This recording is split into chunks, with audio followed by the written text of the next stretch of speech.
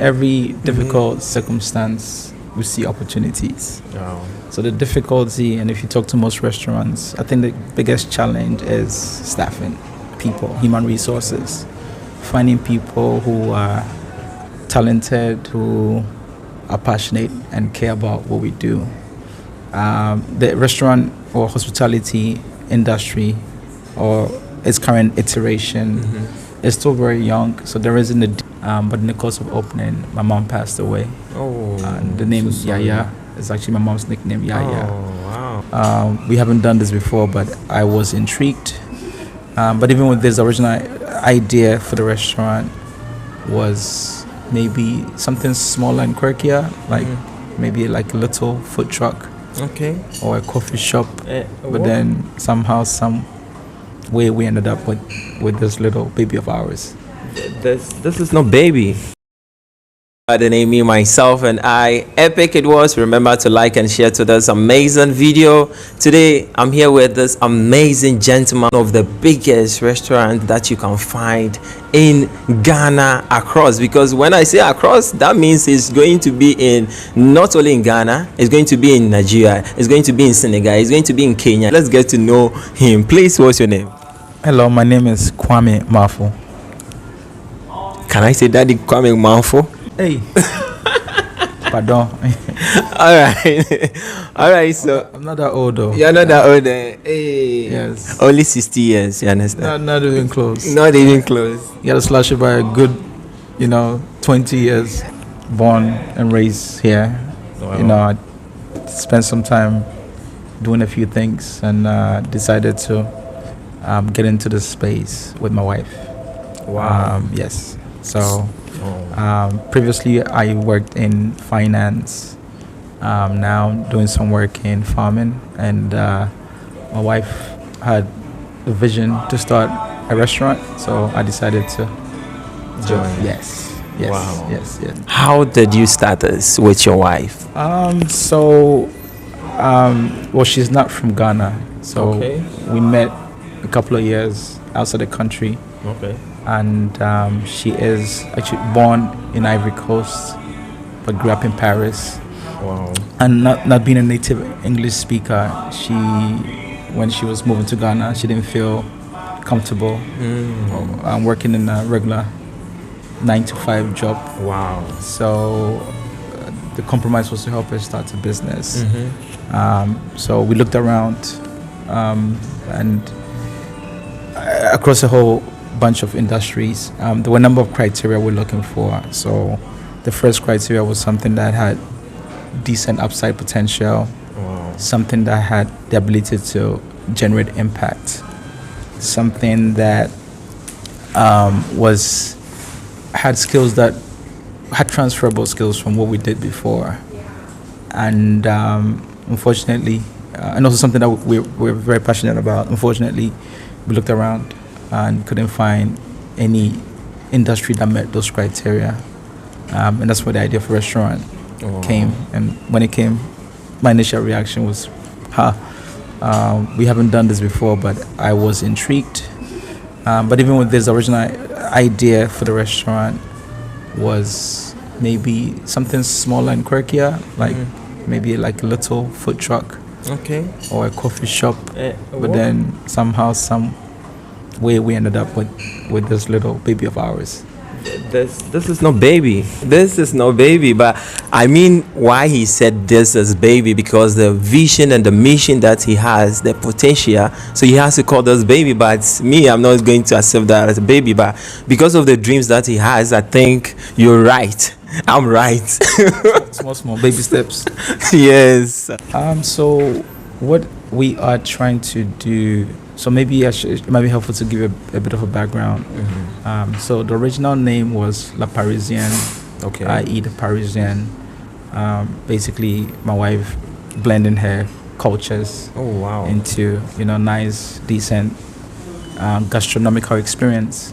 But in the course of opening, my mom passed away. Oh. And the name so sorry. Yaya is actually my mom's nickname, Yaya. Oh wow. So what we decided to do in her memory is to put this as a tribute to her and strong, independent women.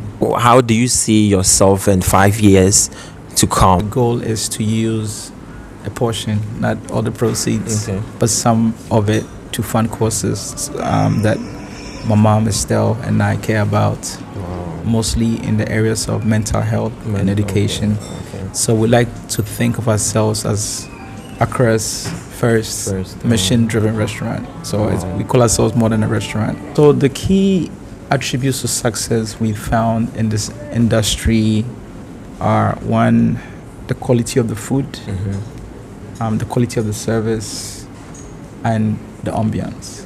Wow. We've added one more to it, which is values. So like I said, if you're looking for great food, we provide great food, but you can find that in other places. You can actually make your own food at home.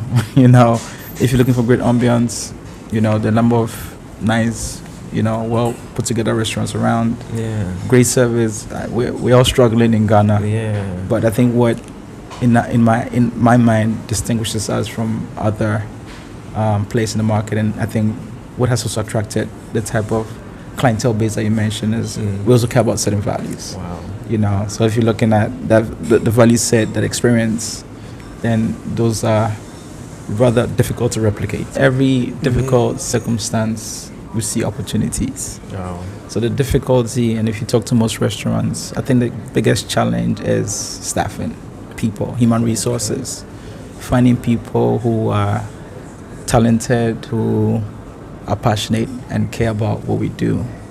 The restaurant or hospitality industry, or its current iteration, is still very young, so there isn't a deep pool of qualified talent in the space. So it's been a struggle, and you know, getting people motivated. But the opportunity here is, you know, when we try to bring in people, we don't see them as a waiter or a bartender. We look at leadership qualities, you know, so we're looking for people to develop. Like I said, we're creating a brand, and this is the first, you know, iteration. The goal is to try to replicate some of the successes in other verticals. So we're looking for people that we can develop and who will become leaders who can help amplify the values that we care about if and when we do expand into other industries. The other challenges, you know, in Ghana. Wow. How with, you know, taxes, with regulatory authorities. You know, it's very difficult. But for us, you know, the upside is we're contributing to society in the form of job creation, paying taxes, you know, all the good stuff.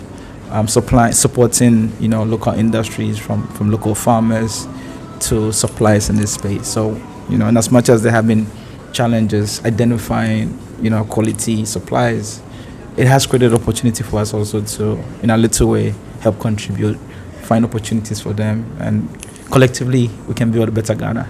Wow. So if someone out there is who needs a job out there and ready to learn, maybe the person doesn't have a background on maybe bar attendants, maybe waiter, etc. Do you think is more you will be willing to take such person who is there?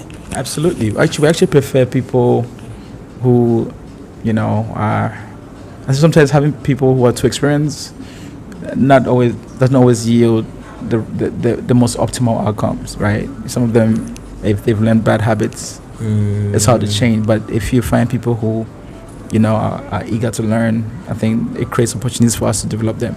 The type of work that we do here is not rocket science. Bartending, waitering.